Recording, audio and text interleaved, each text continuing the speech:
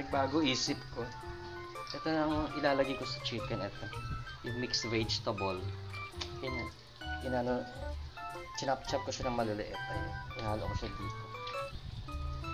Tapos butter. Sa butter ko ginisa yung bawangers.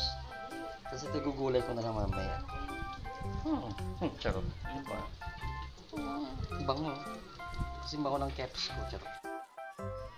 Tapos etong ilang piraso ba ito? 1, 2, 3, 4. Itong apat na heta na ito, ibabad natin ito i-marinate.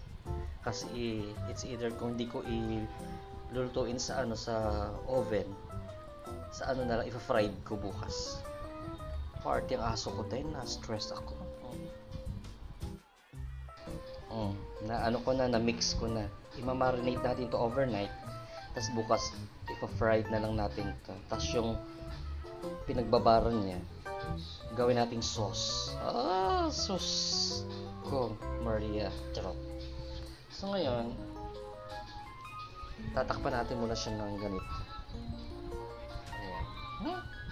Isa lang kayo dyan. Charot. So ganun rin. Ganun takip na yan.